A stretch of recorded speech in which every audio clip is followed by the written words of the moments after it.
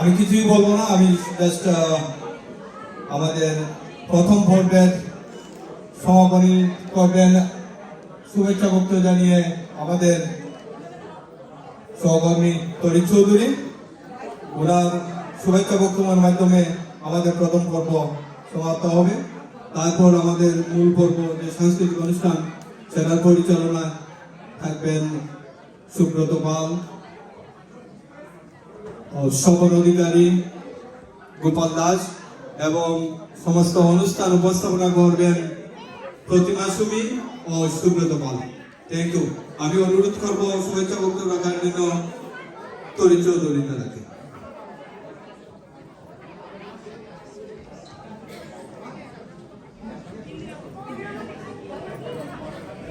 উপস্থিত আমার সকল সহকর্মীবৃন্দ, তদীয় পরিবার এবং অন্যান্য যারা উপস্থিত আছেন, সবাইকে পয়লা বৈশাখের অগ্রিম শুভেচ্ছা জানাচ্ছি।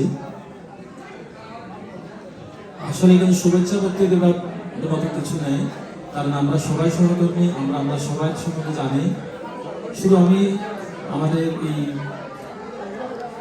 অ্যান্টি হিন্দু ফ্যামিলি অ্যান্ড ফ্রেন্ডসের সূচনার মধ্যে সামান্য কথা শুধু বলবো। আপনারা অনেকে জানেন, তারপরেও ইতিমধ্যে হয়তো অনেকেই আমাদের নতুন সহকর্মী আছেন যারা হয়তো জানেন না, আমি তাদের উদ্দেশ্যে বলছি। আমাদের এই anti Hindu family and friends সৃষ্টি উদ্দেশ্য সম্পর্কে এখানে আমরা জানি অ্যান্টি একটা অনেক বড় অর্গানাইজেশন, যেখানে ওভার 65,000 এমপ্লয়ি কাজ করে। তদ্ভুত আমরা সনাতনী সম্প্রদায়ে যারা কাজ করি, আমাদের সংখ্যা কিন্তু একেবারেই নেহাত কম নয়, কিন্তু এটা এমন একটা অর্গানাইজেশন, আমাদের কাজের পরিধিটা এতই বিস্তৃত। একই আমরার মধ্যে কাজ করি, আমরা একজনকে একজন দেখার জানার কোনো সুযোগ ছিল না।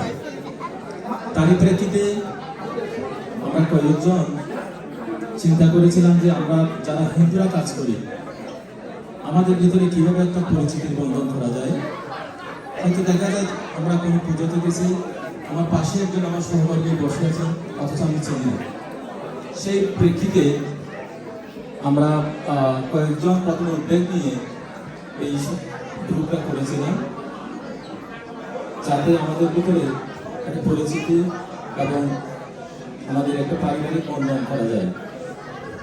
আমরা আপনারা অনেকে জানেন যে প্রথম বছর আমরা নিউ জার্সির সামনে মন্দির পরিভ্রমণের মাধ্যমে আমাদের এই কার্যক্রম শুরু করেছিলাম। তারই ধারাবাহিকতায় আমরা বছরে দুটো অনুষ্ঠান করি, একটা হচ্ছে বাৎসরিক পিকনিক আর এই পয়লা বৈশাখ। এই গ্রুপ সৃষ্টির পিছনে একটি মাত্র উদ্দেশ্য ছিল আমরা একে অন্যকে জানা, অন্যের সাথে পরিচিত হওয়া এবং আমাদের ভিতরে একটা ফ্যামিলি বন্ধন সৃষ্টি করা। তারই প্রেক্ষিতে আমরা বিগত কয়েক বছর ধরে এই দুটো অনুষ্ঠান করে আসছি। প্রতিটা অনুষ্ঠানে আমাদের সহকর্মীবৃন্দ এবং তদীয় ফ্যামিলি যে অক্লান্ত পরিশ্রম করে প্রত্যেকটা ক্ষেত্রে যে সহযোগিতা করে, এটা সত্যি বলতে হয় আমাদের ভিতরে একটা মেলাবন্ধন সৃষ্টি হয়েছে, যেটার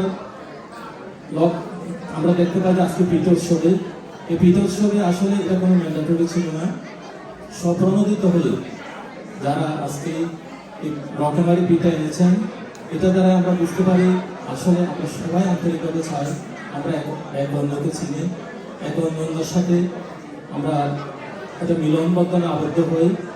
আমার মনে হয় সেটাই আজকে প্রমাণ হলো এই পিঠোৎসবের মধ্য দিয়ে।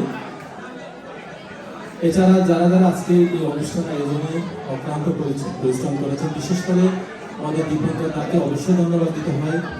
সে অত্যন্ত পরিশ্রম করে সে নিজ হাতে সমস্ত রান্না সে করেছেন। তার সাথে আমাদের কিছু সহকর্মী ছিল যারা সহযোগিতা করেছেন, সবাইকে ধন্যবাদ জানাচ্ছি।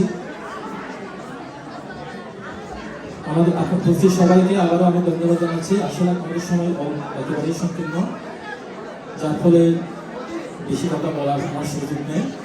আমাদের দ্বিতীয় পর্বে থাকবে, আপনাদের প্রতি সবাইকে আবারও ধন্যবাদ। আমাদের এবার পর্ব সাংস্কৃতিক অনুষ্ঠানের আজকে বিশেষ আকর্ষণ থাকবে আমাদের এই প্রবাসে আমাদের সকলের পরিচিত এবং জনপ্রিয় কণ্ঠশিল্পী কৃষ্ণা দিদি। এছাড়াও থাকবে আমাদের নিউ ইয়র্কের অত্যন্ত পরিচিত এবং আমরা সবাই জানি আমাদের ব্রোঞ্জের মিটান ডান্স একাডেমির পরিবেশনায় থাকবে পয়লা বৈশাখ গীতারক্ষ। আপনারা আমাদের সাথে সহযোগিতা করবেন এবং অনুষ্ঠানের শেষ অবধি আমাদের সঙ্গে থাকবেন, যাতে আমরা সুচারুরূপে আজকের এই পয়লা বৈশাখ অনুষ্ঠান আমরা সম্পন্ন করতে পারি। সবাইকে নমস্কার এবং ধন্যবাদ। সাংস্কৃতিক অনুষ্ঠান পরিচালনার জন্য আমি এখন মাইক্রোফোন দিচ্ছি আমাদের সুব্রত ভাল্লাবাদী। ধন্যবাদ সবাই। মধ্যে শুরু করব। আমাদের মাঝে আমার সাথে উপস্থাপিকা হিসেবে আছেন আমাদের প্রিয় সুবি মোদী। তো আমি মাইক্রোফোন সুবি মোদীর কাছে দিচ্ছি।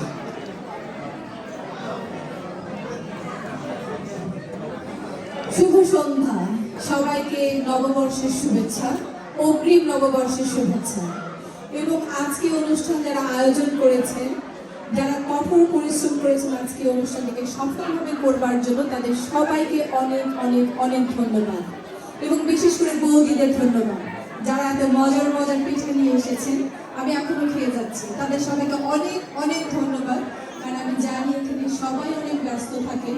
ব্যস্ততার মাঝেও যারা সময় বের করে এত সুন্দর করে পিঠা বানিয়ে এনেছেন, তাদের ধন্যবাদ না দিলে হয়তো আগামী বছর আমরা আর পাবো না।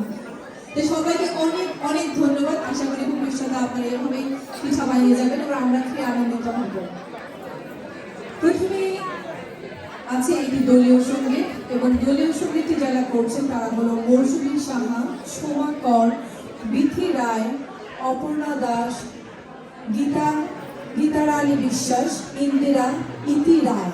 সবাইকে মঞ্চে আসবার জন্য অনুরোধ জানাচ্ছি।